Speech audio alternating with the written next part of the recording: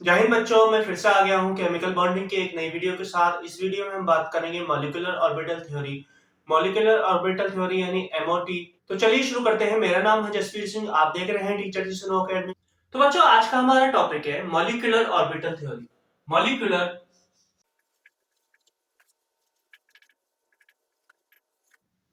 बच्चों आज का हमारा टॉपिक है molecular orbital theory. Molecular orbital theory को हम शॉर्ट फॉर्म में लिखते हैं M O T. MOT MOT MOT. बच्चों दिमाग में तो इमेजिन कर लिया होगा आपने एमओटी के नाम से, लेकिन वो वाला मोटी नहीं है, ये है एमओटी, मॉलिक्यूलर ऑर्बिटल थ्योरी। बच्चों मॉलिक्यूलर ऑर्बिटल थ्योरी को हमारे हंस भैया ने दिया था। एफ एफ हंस, ये एक साइंटिस्ट थे। इन्होंने मॉलिक्यूलर ऑर्बिटल थ्योरी को दिया था।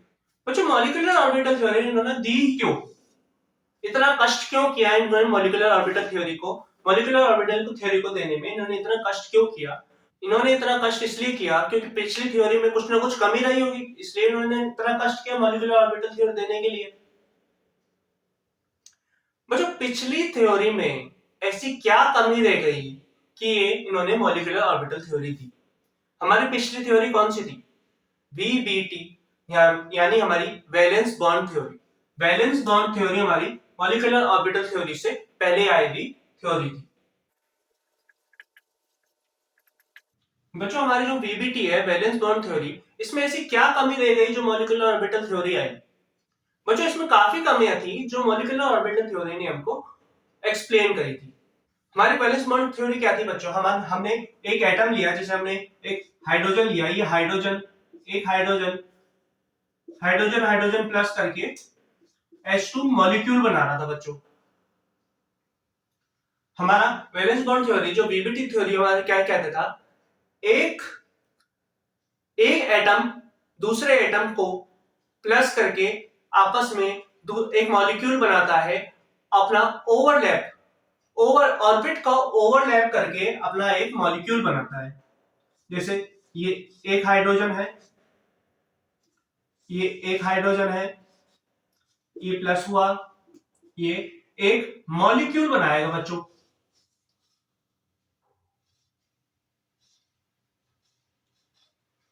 ये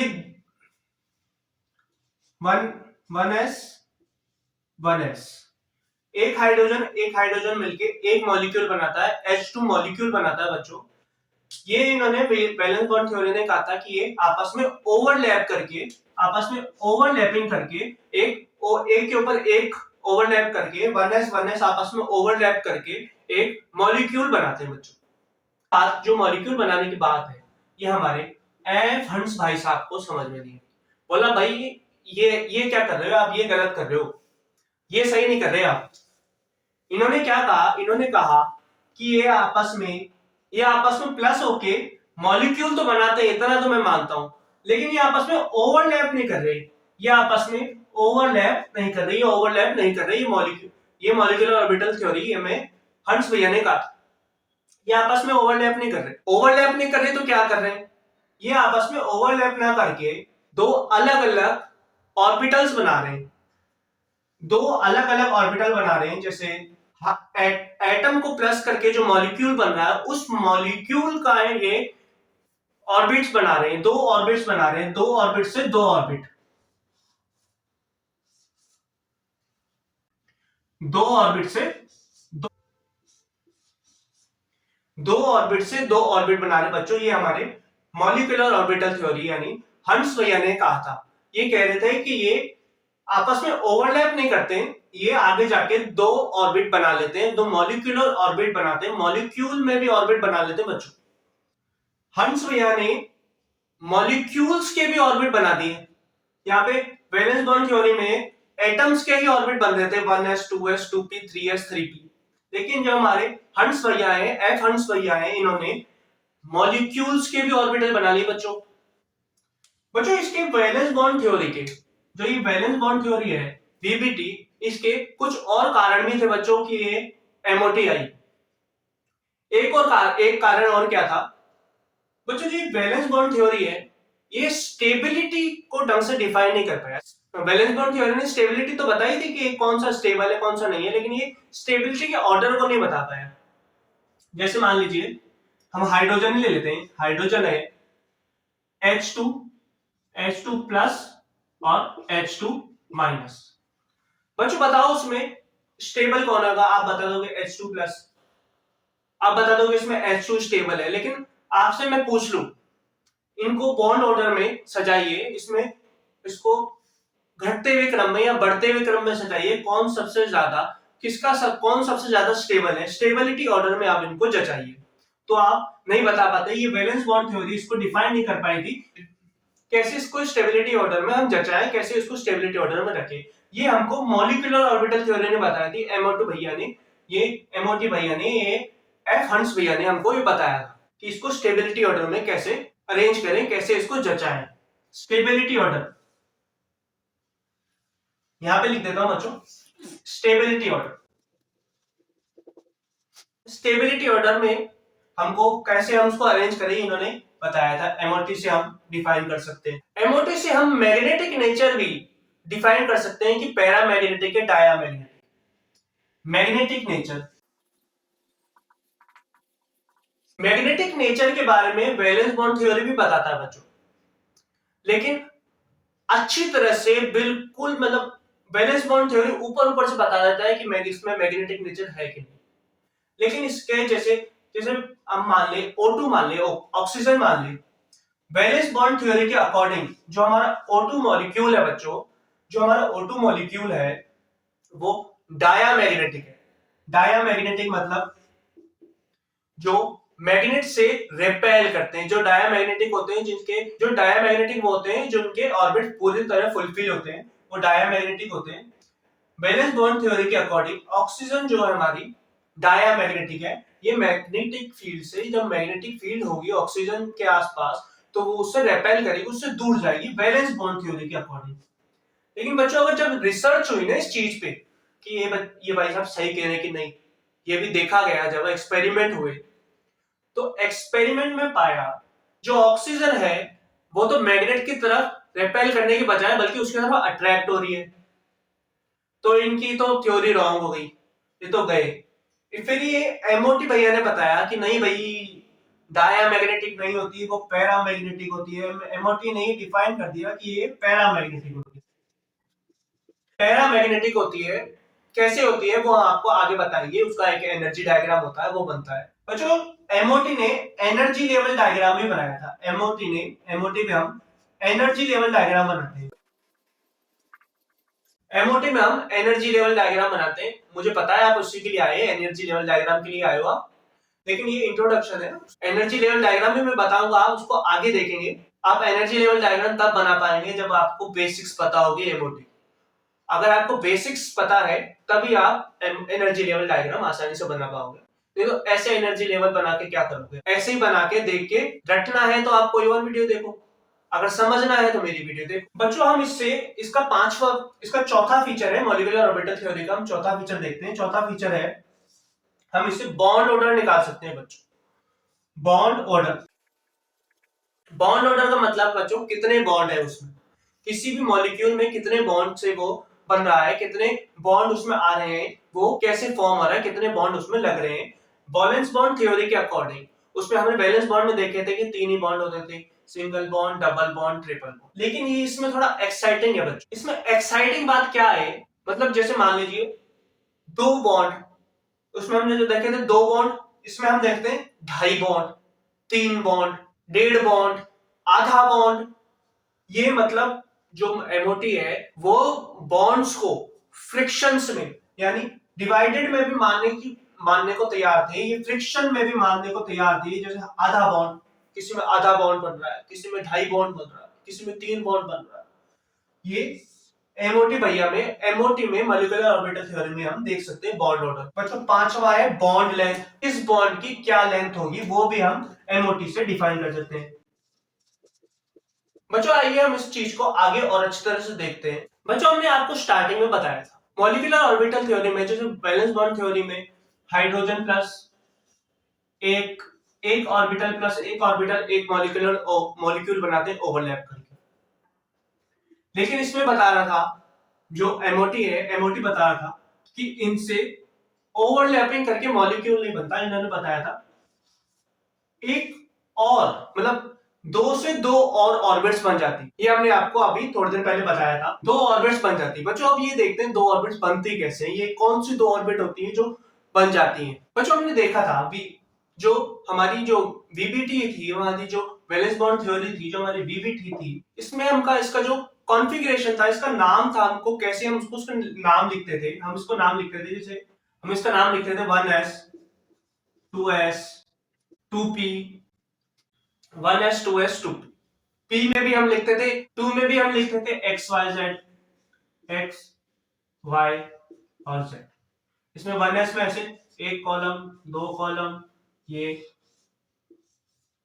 तीन कॉलम, ऐसे तीन डब्बे बनते थे। p में, s में एक और d में 5 और f में 7। MOT में d और f की तो जरूरत ही नहीं पड़ेगी बच्चों, इसी में इसका काम समाप्त हो जाएगा आपका sp। लेकिन बच्चों जो MOT है हमारी मॉलिक्यूलर ऑर्बिटल में, मॉलिक्यूलर ऑर्बिटल में इनका नाम क्या होगा? मॉलिक्यूलर ऑर्बिटल में बच्चों इसका नाम ये 1s 2s 3s नहीं होगा। अगर यही होगा तो अलग क्या होगा? इसको अलग करना है ना, अलग करने के लिए इसमें MOT में इसका नाम होगा, याद आ गया होगा बच्चों, आधा न सिग्मा, हमारा सिग्मा पाई, और ये बच्चों हमारा हो गया डेल। डेल की बच्चों इतनी कहानी नहीं आएगी। एमओटी में डेल हमारा बहुत डीप में जाने पे डेल आता है।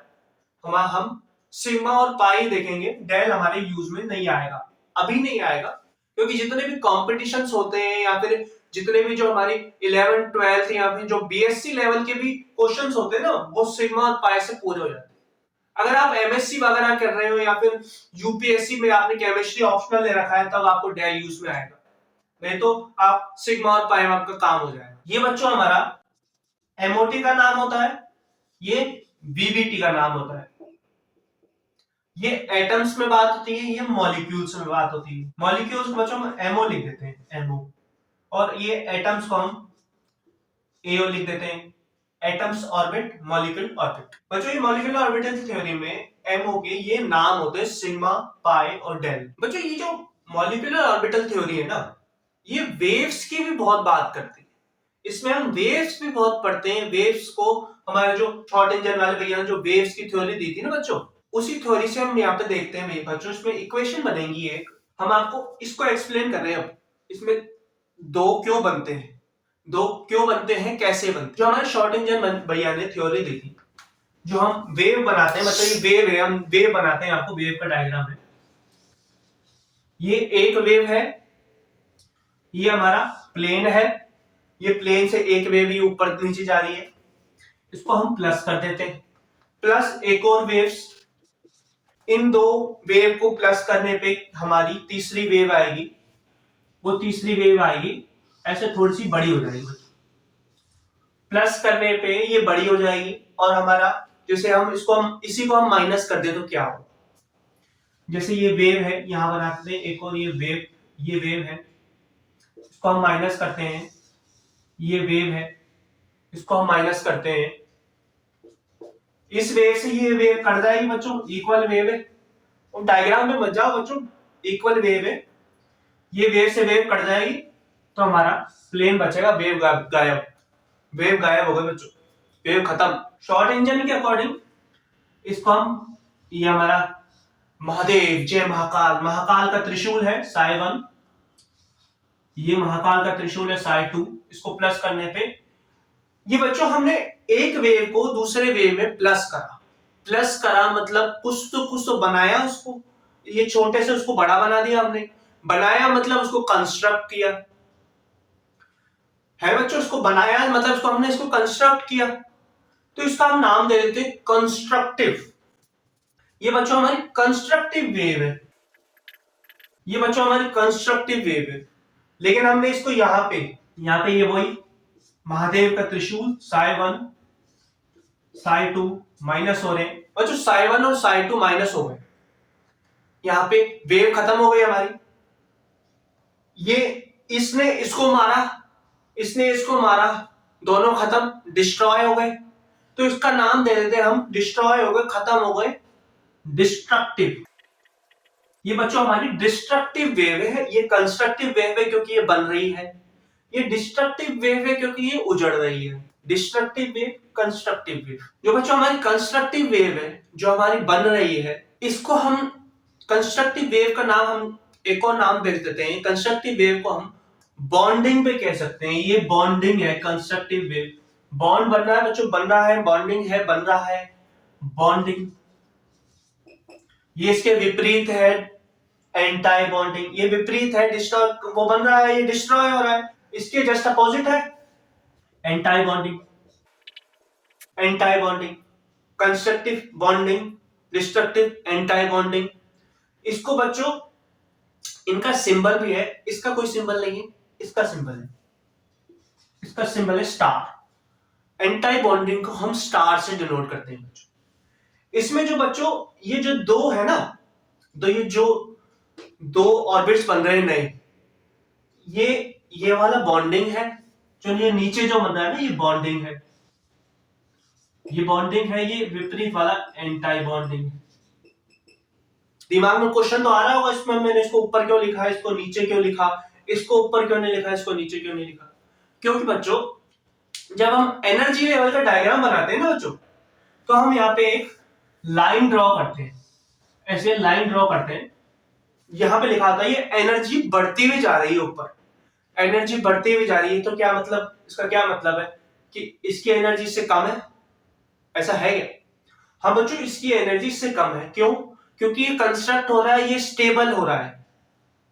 जो स्टेबल होता है ना बच्चों, जो एकदम से जिसके पास एनर्जी कम होती है वो स्टेबल होता है। जैसे आप देखिए, मैं एनर्जी कम है, मेरे पास भी एनर्जी कम है, मैं कैसे बोलूंगा बच्चों ये कंस्ट्रक्टिव है, ये डिस्ट्रक्टिव है।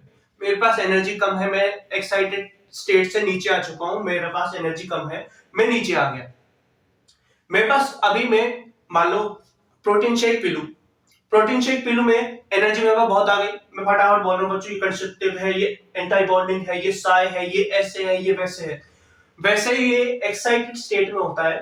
जो एंटाई बॉन्डिंग है वो एक्साइटेड होता है, बहुत हाइपर होता है, ये बहुत ज्यादा स्टेबल होता है। ये बॉन्डिंग, जो बॉन्डिंग है वो स्टेबल होता है। जो एंटाई बॉन्डिंग है वो, जो हमारा स्टार मार्क है, स्टार मार्क, इसमें हमने दिया था आपको स्टार मार्क, ये स्टार मार्क वाला हमारा एंटाई बॉन्डिंग है, ये थोड़ा हाइपर होता है, इसकी एनर्जी थोड़ी ज्यादा होती है, इसमें एनर्जी कम होती है। ये हमारा एओ है बच्चों, इसी से तो बन रहा है ना बच्चों ये एओ। एओ मतलब हमारा एटॉमिक ऑर्बिटल। जो ये हमारी एटॉमिक ऑर्बिटल है, ये हमारा मॉलिक्यूलर ऑर्बिटल है, ये एमओटी है, ये एमओटी है, ये हमारी एमओटी है। जो ये एओ की जो बॉन्डिंग वाली है, जो हमारी मान लो जो हमारा कंस्ट्रक्टिव है ना बच्चों, वो एओ से, एओ की एनर्जी से उसकी कम होती है, उसकी एनर्जी एओ से कम होती है। जो हमारी एंटाई बॉन्डिंग है उसकी एनर्जी एओ से ज्यादा होती है। ये हमारा त्रिशूल, जय महाकाल, त्रिशूल प्लस वाला है, और ये हमारा त्रिशूल ये माइनस वाला है, Sai plus psi minus, destructive constructive. बच्चों अब मेरे को लग रहा है आपको समझ में आ रहा होगा, इसको आपको समझ में आ गया होगा हमने इसको दो क्यों किया, ये एक से दो कैसे हो गए। क्योंकि एक बॉन्डिंग बन जाता है, एक एंटाई बॉन्डिंग होता है, एक एक्साइटेड स्टेट में चला जाता है, एक स्टेबल स्टेट में चला जाता है। बच्चों ये जो हमारी एनर्जी लेवल है ना बच्चों, एनर्जी लेवल को हमको बनाना, एनर्जी लेवल डायग्राम बनाना है आपको, एनर्जी लेवल ही आप सीखने आए हो। एनर्जी लेवल के लिए कॉन्फ़िगरेशन होती है बच्चों, जैसे हमारी पीबीटी में कॉन्फ़िगरेशन होती थी 1s2 s2 p3 s3 p3 3d, ऐसे सो ऑन, बहुत सारी जो होती थी हमारी जो कॉन्फ़िगरेशन होती थी। इसमें भी बच्चों कॉन्फ़िगरेशन होती है, लेकिन इसमें हमने आपको बताया इसमें जो नाम अलग हो गया, इसमें सिग्मा पाई, सिग्मा पाई और डेल का यूज होता है। डेल का यूज आपको बताया मैंने, हाई एंड जो यूपीएससी वगैरह, जो यूपीएससी में केमिस्ट्री ऑप्शनल नहीं है, जिसने एमएससी कर रहे हैं उसके लिए डेल यूज में आएगा। हमारे लिए सिग्मा और पाई इनफ है, सिग्मा और पाई आपके लिए इनफ है अगर आप 11 12 बीएससी या फिर कोई भी गवर्नमेंट एग्जाम, या फिर कोई भी मतलब जो हमारा, यहां तक कि जेई और नीट में भी डेल का यूज नहीं आता है, सिग्मा और पाई का यूज होता है। ज्यादातर। बच्चों हम देखते हैं इलेक्ट्रॉनिक कॉन्फ़िगरेशन एमओटी की। How to do electronic configuration है हमारी एमओटी की। जो इलेक्ट्रॉनिक कॉन्फ़िगरेशन है हमारी एमओटी की electronic configuration 1s 2s 2p तो होते नहीं है, इसमें सिग्मा और पाई का यूज करना है हमको। तो इसकी एमओटी में हमने आपको बताया था एक से दो बनते हैं। हमारे जो दो एटॉमिक जो मॉलिक्यूल्स है हमारे, जो दो एटम्स मिलके एक मॉलिक्यूल बनाते हैं, वो एक मॉलिक्यूल में हम दो ऑर्बिट्स बनते हैं, मॉलिक्यूल्स में दो ऑर्बिट्स बनते हैं। तो हमारा उसी से हम इंस्पायर्ड होके इसमें इसकी इलेक्ट्रॉनिक कॉन्फ़िगरेशन करेंगे।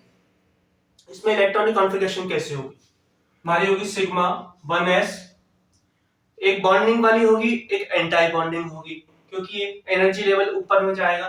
पहले बॉन्डिंग वाली लिखेंगे हम सिग्मा 1s, यहाँ पे सिग्मा स्टार 1s, ये हो गई हमारी एक। यहाँ पे sigma 2s, sigma star 2s, sigma 2s और सिग्मा स्टार 2s। अब आएगा हमारा p ऑर्बिट, इसमें हमारा बनेगा पाई, बच्चों नोट करेगा, इसमें हमारा बनेगा पाई 2px, pi 2px equal to, ये इसके इक्वल टू में आएगा बच्चों। इसमें हमको जो भी बच्चों हम वो भरेंगे ना, इसमें इलेक्ट्रॉन भरेंगे, जो हमारे बच्चों इलेक्ट्रॉन भरेंगे, हम इसमें पहले एक इसमें आएगा फिर इसमें आएगा, किसके अकॉर्डिंग? वीबीटी के अकॉर्डिंग, हंस के रूल के अकॉर्डिंग। हंस के अकॉर्डिंग हम पहले इसमें इलेक्ट्रॉन भरेंगे फिर इसमें, ये एक दूसरे के इक्वल में आएगा बच्चों। हमको आपको भी इक्वल ही लगाना है अगर आप इलेक्ट्रॉनिक कॉन्फ़िगरेशन लिख रहे हैं तो। पाई 2p y, पाई 2px, पाई 2py। इसमें अब बचा आएगा सिग्मा, सिग्मा 2pz। इसको बच्चों हमने सिग्मा क्यों दिया? जो ये p x y z होता है, इसको हमने सिग्मा क्यों दिया? इसको हमने पाई क्यों नहीं दिया? क्योंकि बच्चों हमने आपको बता रखा है पहले वाली वीडियो में, जो हमारे बॉन्ड्स बनते हैं ना, जैसे ये बॉन्ड है, ये बॉन्ड है हमारा, इसमें कोई एक तो सिग्मा होगा ही होगा। पाई बॉन्ड में एक बॉन्ड तो सिग्मा होगा, हमारा पहला बॉन्ड तो सिग्मा होगा ही होगा, ये पहला वाला बॉन्ड हमारा सिग्मा है। तो हमने इसको z को ही सिग्मा क्यों माना, x को क्यों नहीं माना या y को क्यों नहीं माना, z को ही क्यों माना? बच्चों ये प्रथा है, ये चलती भी आ रही है, हमारे गुरुजी ने भी बताया था कि z को ही मानते हैं। लेकिन ऐसा नहीं है बच्चों, उन्होंने हमको बताया था कि हम किसी को भी मान सकते हैं, इसको भी सिग्मा मान सकते हैं, इसको भी सिग्मा मान सकते हैं। लेकिन किताबों में लिखा हुआ है, हमारे एनसीईआरटी में भी लिखा हुआ था z को हम सिग्मा मानते हैं। प्रथा बन गई है कि z को ही सिग्मा मानना है। लेकिन इसमें जो p x है और जो py है उसको भी हम सिग्मा मान सकते हैं, लेकिन हम किताबों के अकॉर्डिंग ही चलते हैं, जो चलता आ रहा है वही चलते हैं, तो क्या दिक्कत है? ऐसे ही हमारा सिग्मा 2pz आगे होगा हमारा बच्चों pi star 2px equal to pi star 2py, और लास्ट में हमारा sigma 2pz, sigma star 2pz। बच्चों ये जो हमने इलेक्ट्रॉनिक कॉन्फ़िगरेशन लिखी है ना बच्चों, ये आधी है। अभी हमने आधी क्यों लिखी है? क्योंकि बच्चों ये जो इलेक्ट्रॉनिक कॉन्फ़िगरेशन है, जो हमारी इलेक्ट्रॉनिक नहीं, मॉलिक्यूलर कॉन्फ़िगरेशन है बच्चों, जो हमारी एमओटी में ये मॉलिक्यूलर कॉन्फ़िगरेशन है, ये आधी इसलिए लिखी है क्योंकि ये जो हमारे फर्स्ट एलिमेंट्स होते हैं, जो हमारे जैसे मान लिया हमने नाइट्रोजन को नाइट्रोजन में प्लस करते हैं, जो हमारे नाइट्रोजन में 7 है, फिर नाइट्रोजन में 7 है इलेक्ट्रॉन्स, टोटल इलेक्ट्रॉन्स को हमारे जो प्लस करने पे जो हमारा अगर 14 तक आता है या 14 से कम आता है, तो हम ये वाली इलेक्ट्रॉनिक कॉन्फ़िगरेशन का इस्तेमाल करते हैं। अगर 14 से ज्यादा आता है तो हमारी electronic configuration molecular configuration change हो जाती है, हमारी मॉलिक्यूलर कॉन्फ़िगरेशन चेंज हो जाती है। हम उसको चेंज हो जाएगा, थोड़ा सा फर्क आएगा, मात्र एक चीज का फर्क आएगा, वो हम आपको नेक्स्ट वीडियो में बताएंगे। इंट्रोडक्शन पार्ट है ये हमारी कंप्लीट हो गई है आज के पार्ट। नेक्स्ट पार्ट में हम आपको energy level diagram, bond order, bond length कैसे निकालेंगे शॉर्ट ट्रिक के साथ बताएंगे बच्चों। उम्मीद करता हूं आपको एमओटी आपको समझ में आया होगा। इंट्रोडक्शन पार्ट है बच्चों, इसका जो नेक्स्ट पार्ट है उसमें हम आपको क्वेश्चंस वगैरह जो एनर्जी लेवल डायग्राम है वो बताएंगे। नेक्स्ट पार्ट बच्चों जल्दी आ जाएगा, क्या पता जब तक आप वीडियो देख रहे हैं तब तक आ चुका होगा, 1-2 दिन में अपलोड कर दूंगा मैं नेक्स्ट पार्ट को। तो बच्चों नेक्स्ट पार्ट में मिलते हैं। जय हिंद।